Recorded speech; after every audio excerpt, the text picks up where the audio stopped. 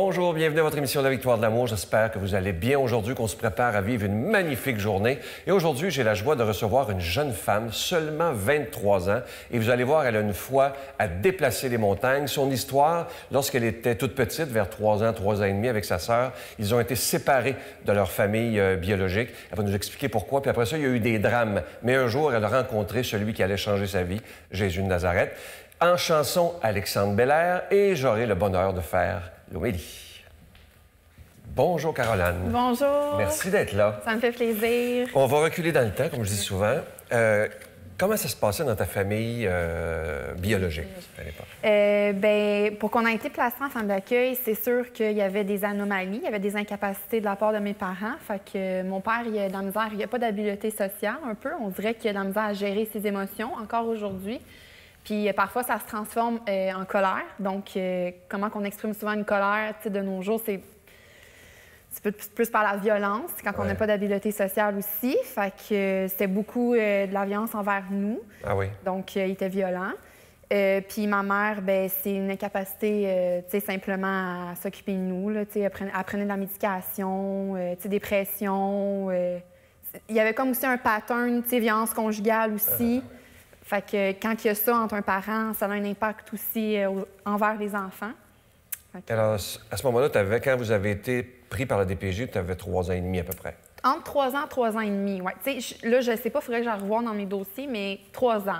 J'ai pas plus haut que 3 ans. Et tu as encore du souvenir de ce qui se passait à la maison? Oui, bien, j'ai des scènes que ça a été aidé aussi. Dans le fond, ma soeur m'a aidé à me souvenir plus tard. Mais oui, j'ai une scène. En fait, j'ai 2 scènes particulièrement là, que je me souviens. Là, une fois, mon père était violent.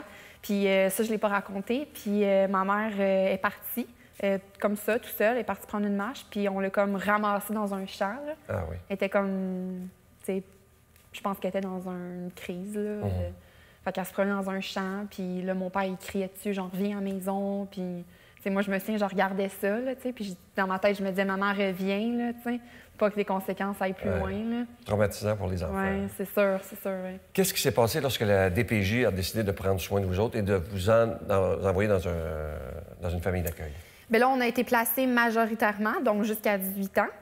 Puis on a fait... c'est sûr qu'avant qu'on soit placé majoritairement, il y a eu des petits placements en famille d'accueil. Par exemple, une fin de semaine, des fins de semaine de répit, on voit beaucoup ça en DPJ. Fait qu'on a été là, dans des familles d'accueil de répit. Mais majoritairement, ça a été à 3 ans. Puis on a grandi dans une famille d'accueil de 3 à 10 ans pour ensuite que j'en fasse une à 10 ans en moins d'1 an, parce que la madame est décédée d'un cancer. Puis ensuite, j'en ai fait une de 12 ans à 18 ans. C'est ça. Oh là là! Est-ce que c'est dur de passer de famille d'accueil en famille d'accueil comme ça? Où je comprends l'amour qu'on a besoin? Bien, c'est ça. Bonne question, parce que c'est sûr que tu le sais dans ta conscience que c'est pas tes parents. Fait que, veux pas, il y a comme un aspect inconsciemment qui est en recherche de l'amour.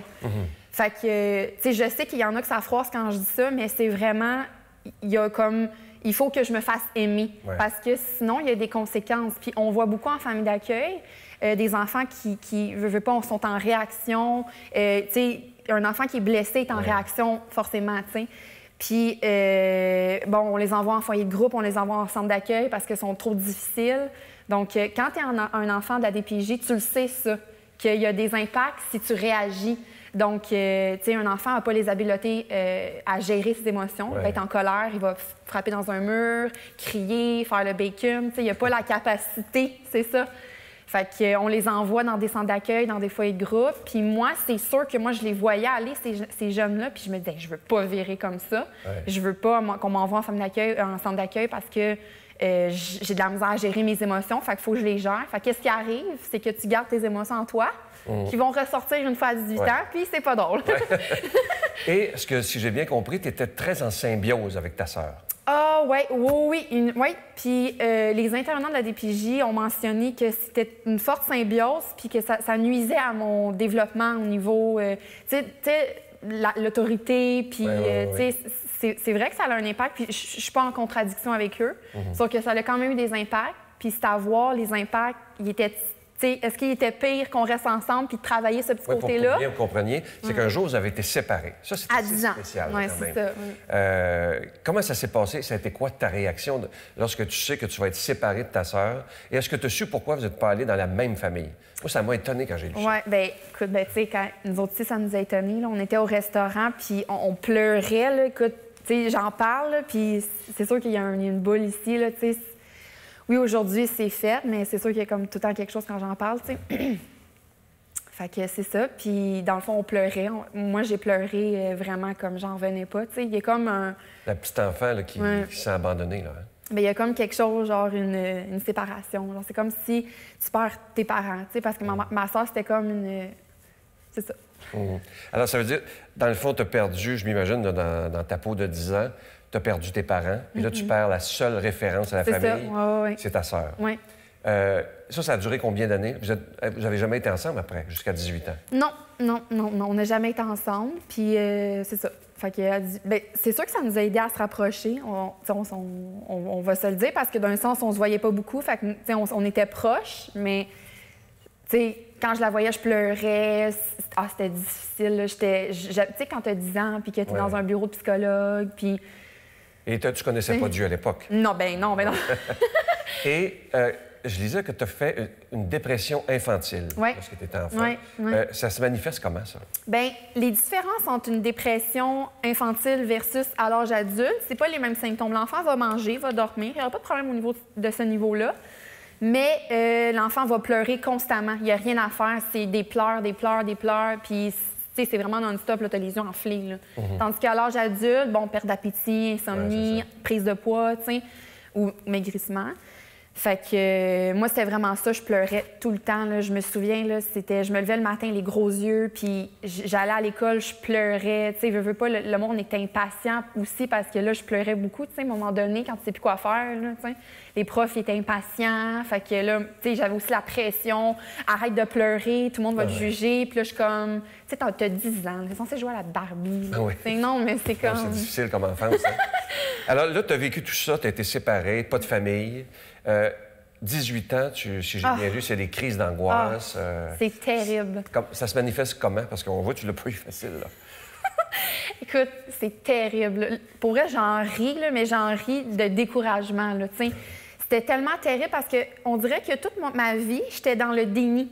On dirait que tu réalises pas que c'est sérieux ce que tu vis, puis aussi c'est banalisé. Tu sais, les femmes d'accueil sont là, ben non, là, t'es bien ici, là, regarde, tu manques de rien. Oui, mais il y a comme quelque chose qui manque, tu sais. Fait que tout ce temps-là, tu vis dans le déni, puis tu arrives à 18 ans, puis tu dis, oh, la réalité frappe. Parce que là, veux pas, faut que tu places ta vie, faut que tu construis ton avenir.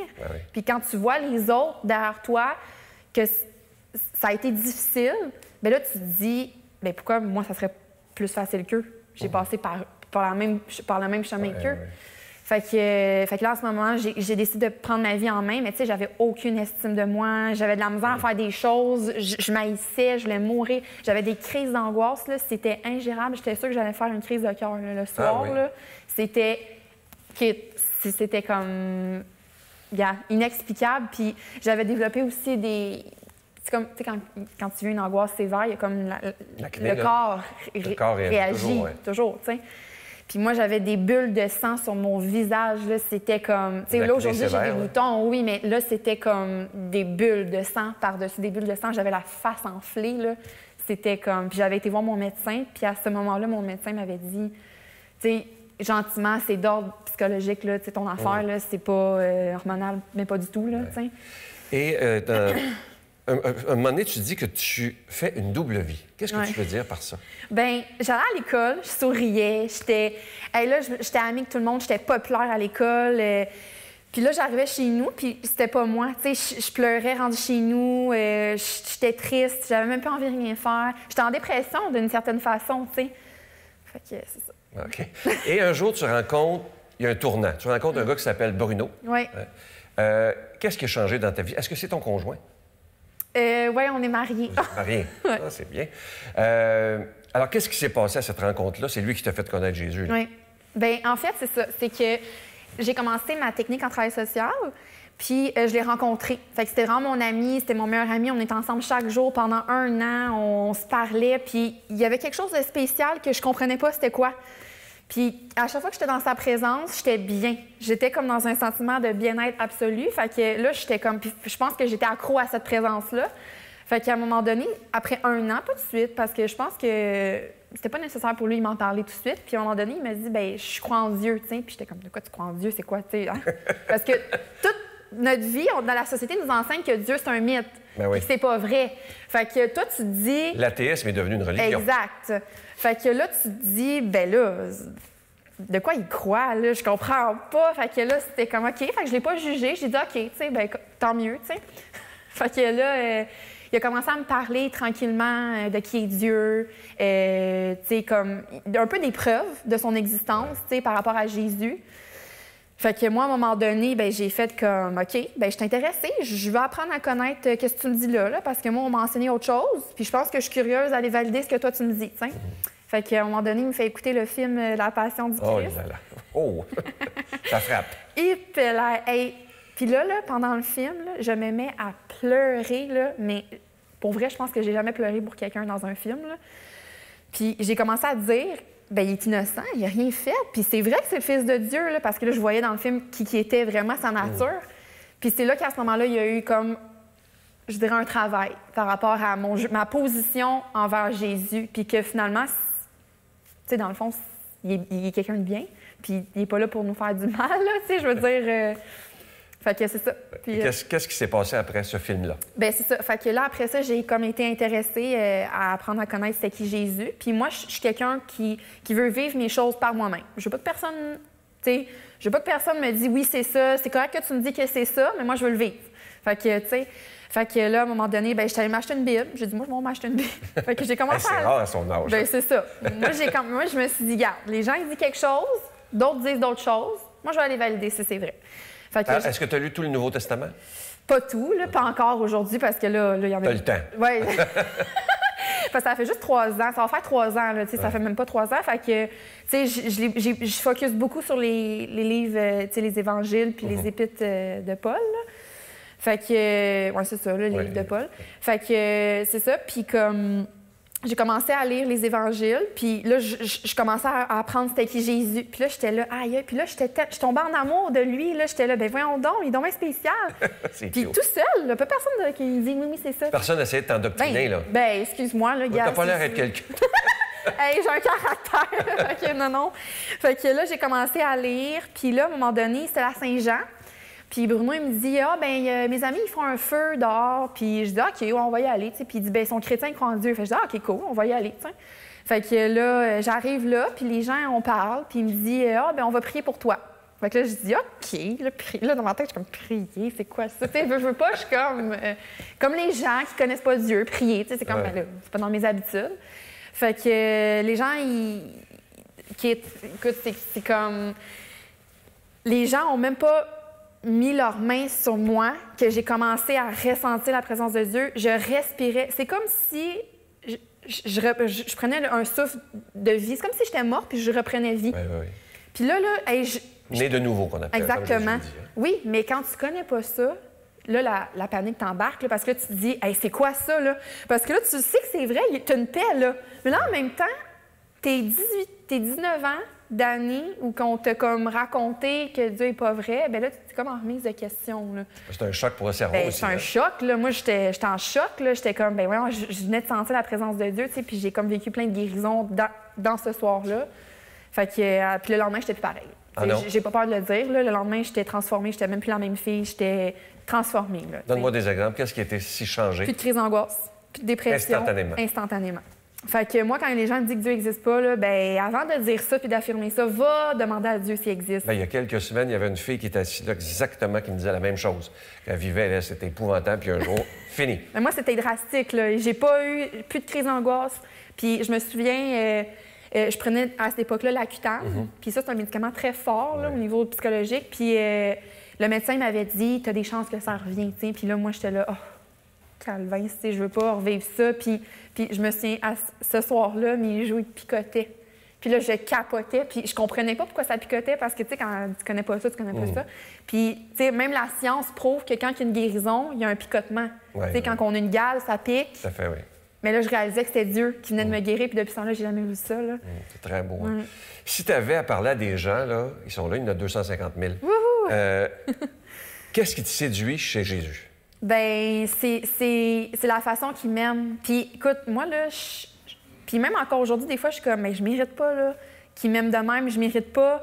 Tu sais, veut pas, on n'est pas parfait. Puis c'est vraiment ça qui me touche de Jésus, c'est que, tu sais, dans le fond, il est mort pour mes péchés de un, ça, c'est la base, mais aussi parce qu'il m'aime personnellement. Puis à chaque fois, il me rencontre personnellement, que ce soit dans ma chambre, peu importe, à l'épicerie. Dieu me parle, tu comprends? Puis j'ai vraiment, c'est ça qui me touche, c'est l'accessibilité à avoir une relation intime avec lui, qui est gratuite, puis que tu n'as pas à aller à l'église pour aller avoir une relation avec Dieu. Là. Tout à fait, c'est privé. Et comment tu fais ta prière? Tu es toute jeune. Ouais. Est-ce que tu pries tous les jours? Bien, moi, je parle constamment à Dieu. Puis moi, c'est dans mon... Dans mon auto. Dans mon auto, oui. Moi, c'est tout le temps dans mon auto. Puis la question, comment je parle à... Moi, je parle à Jésus comme je parle avec mes amis. Je suis pas dans mes prières religieuses, vraiment pas. Puis Dieu ne nous demande pas non plus d'avoir des prières religieuses. Toujours répéter la même chose. C'est ça. Oui, c'est ça, on le dit parce que les gens ne savent pas. Ouais. Puis Dieu, il nous demande qu'on y parle comme quand on parle à quelqu'un de naturel. Et des fois, être capable de lui dire, je sais pas si ça t'arrive, mais des fois, ça m'arrive de dire à Dieu, j'ai rien à te dire. Ouais. Je t'aime, c'est tout. Oui, c'est ça. Ou des fois, genre, je fais juste écouter une musique, puis... Tu sais, des fois, on n'a rien à dire, c'est vrai, mais des fois, on a beaucoup de choses à dire. Puis des fois, on exprime aussi nos colères. Moi, des fois, je crie après Dieu. Je suis comme, quoi, tu es capable d'en prendre. Non, c'est ça. Puis il faut pas être gêné, tu sais, faut pas... Dieu, c'est pas, oh mon Dieu, il est saint, puis comme, on peut pas y parler. Non, non, c'est go, là, tu sais. Dieu aime quelque chose d'authentique avec nous, tu sais. Tout à fait. Écoute, c'est tellement rafraîchissant de t'entendre. Je parlerai une demi-heure avec toi, on a défoncé le temps déjà. Ouais, c'est ça. Mais c'est tellement beau de t'entendre. Écoute, je souhaite que tu convertisses plein de monde. Amen. Pas juste en parlant de lui, en étant seulement. Oui, exactement. Et moi, je pense que les gens qui te voient, là, on voit que tu n'es pas quelqu'un qui était endoctriné. Mais non, non. Vraiment pas. Garde ta joie de vivre. Je t'offre une très belle chanson interprétée par Alexandre Belair. Elle a été popularisée dernièrement par Mario Pelcha. Comme on fait son jardin.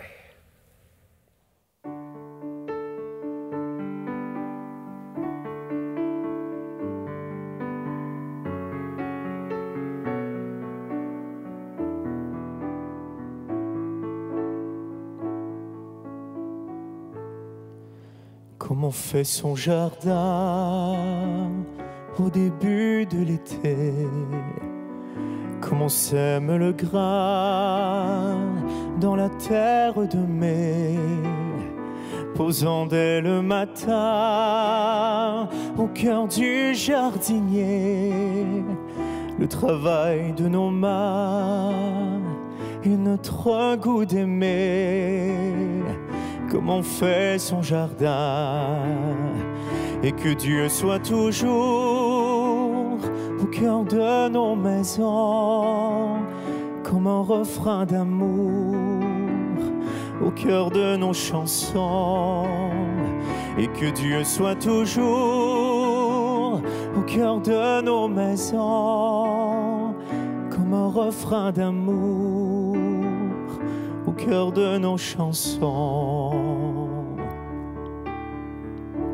Comme on remet du bois dans la horte du foyer pour éloigner le froid et pour se rapprocher, allons mettre la joie au cœur du quartier, et pour que par la foi s'allument nos cités, comme on remet du bois, et que Dieu soit toujours au cœur de nos maisons, comme un refrain d'amour au cœur de nos chansons, et que Dieu soit toujours au cœur de nos maisons, comme un refrain d'amour au cœur de nos chansons. Comme on prend dans ses bras l'enfant qui nous revient, en lui disant sa joie de le revoir enfin. Oublions les faux pas et les torts quotidiens d'un amour maladroit qui cherche son chemin.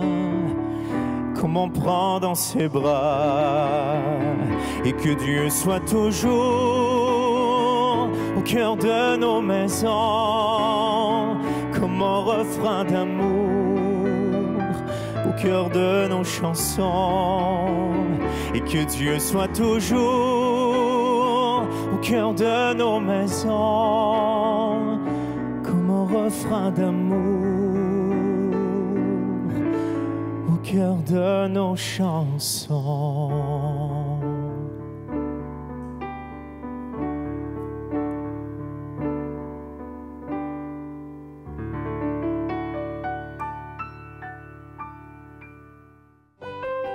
Notre Père qui es aux cieux, que ton nom soit sanctifié, que ton règne vienne, que ta volonté soit faite sur la terre comme au ciel. Donne-nous aujourd'hui notre pain de ce jour. Pardonne-nous nos offenses comme nous pardonnons à ceux qui nous ont offensés. Ne nous laisse pas entrer en tentation, mais délivre-nous du mal, car c'est à toi qu'appartient le règne, la puissance et la gloire pour les siècles des siècles. Amen. Poursuivez votre cheminement spirituel avec l'équipe de la Victoire de l'amour avec l'abbé Robert Jolicoeur, Brigitte Bédard, l'abbé Éloi Giard, l'abbé Daniel Gilbert, le docteur Gaëtan Brouillard, Pierre-Luc Bordelot, Luc Faneuf, l'abbé Stéphane Roy, l'abbé Jean-Chrysostome Zolochi, Sylvain Charon, Serangel et plusieurs autres. Du lundi au vendredi à 5h15 et le samedi à 5h45 sur le réseau TVA et à l'heure qui vous convient avec notre application gratuite sur vos tablettes ou téléphones intelligents et aussi sur notre site web. Une belle façon de commencer sa journée dans la joie et la sérénité. Je prends quelques instants pour solliciter votre aide pour le ministère de la Victoire de l'amour. Ce mois-ci, le cadeau est absolument magnifique. Il s'agit d'un chapelet en bois d'olivier.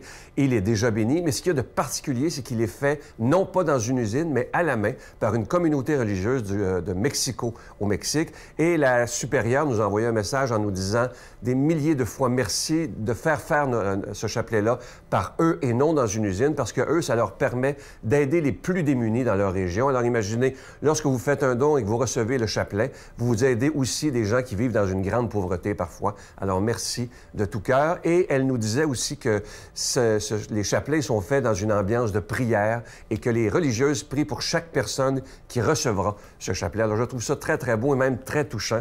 Et je vous rappelle que c'est avec un don de 25 $ et si vous en voulez deux, avec un don de 40 $. Je vous donne l'adresse, la Victoire de l'amour, casier postal 120, succursale Boucherville à Boucherville, le J4B 5E6, je vous la redonne, la Victoire de l'amour, casier postal 120, succursale Boucherville à Boucherville, le J4B 5E6. Également par téléphone, par carte de crédit du lundi au jeudi, de 8h à 5h, dans le 514-523-4433, 523-4433 ou sans frais, le 1-888-811-9291, 1-888-811-9291 et aussi sur notre site Internet, le www.lavictoiredelamour.org. Alors, je vous rappelle que ce chapelet en bois d'olivier qui est fait à la main se donne très, très bien en cadeau. Je suis sûr que les gens qui vous le donnerez seront très heureux. Merci de tout cœur de votre grande générosité et merci aussi pour votre prière. Mon Dieu, donnez-moi la sérénité d'accepter les choses que je ne peux changer, le courage de changer les choses que je peux et la sagesse d'en connaître la différence. Amen.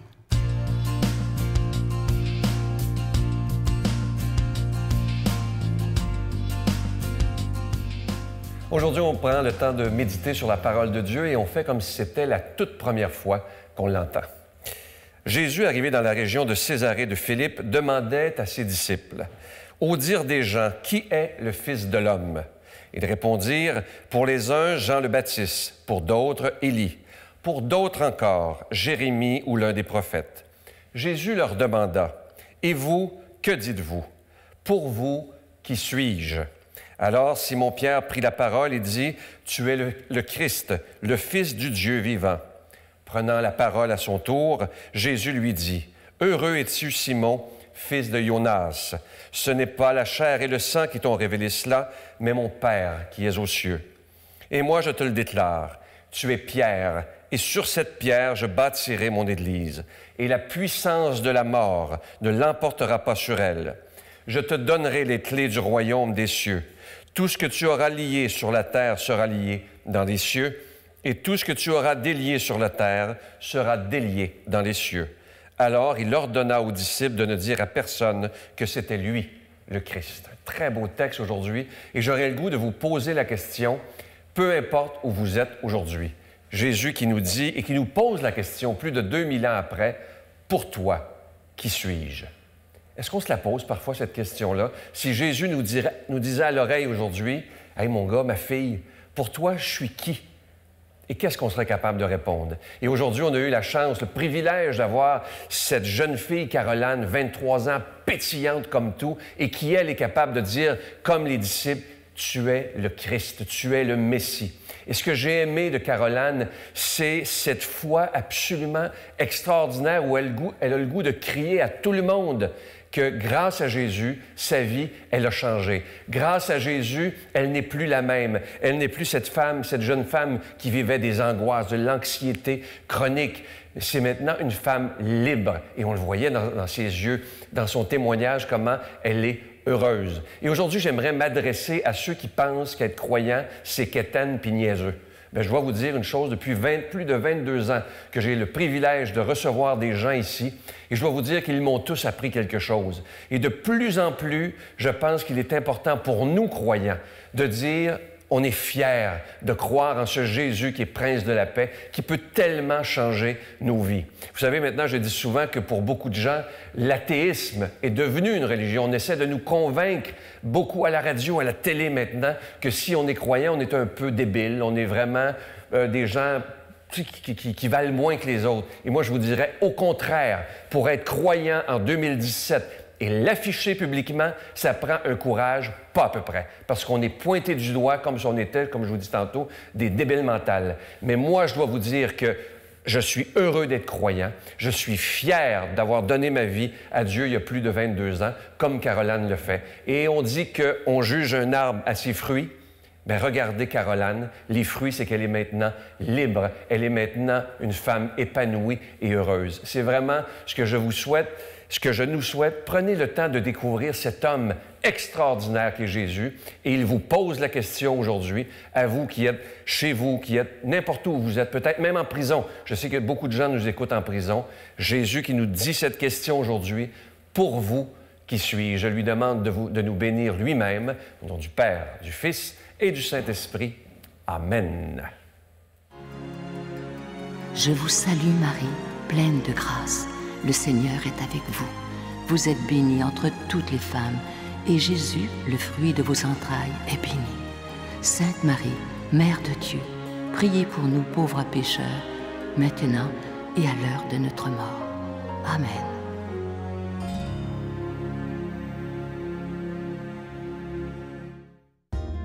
La Victoire de l'amour vous invite à sa retraite spirituelle dans le centre du Québec les 6, 7 et 8 octobre 2017 sous le thème « Découvrir Dieu comme un Père ».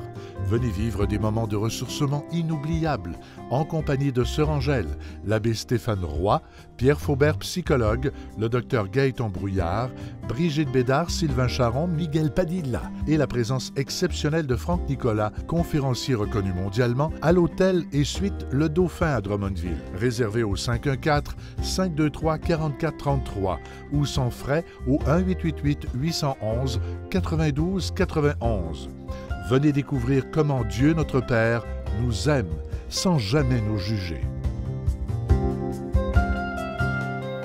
J'espère que cette émission vous a plu. Pour moi, c'était tellement rafraîchissant. La semaine prochaine, je reçois avec beaucoup de joie Marcia Pilote. Soyez avec nous. Je vous souhaite une belle journée. Et comme d'habitude, je vous attends demain matin à 5h15 sur le réseau TVA ou sur vos tablettes et téléphones intelligents à l'heure qui vous convient avec notre application gratuite La Victoire de l'amour. Et suivez-nous sur notre page Facebook. Vous savez qu'il y a plus de 260 000 personnes qui nous suivent à chaque jour. Je vous souhaite la plus belle des journées et je vous dis à demain. Bye!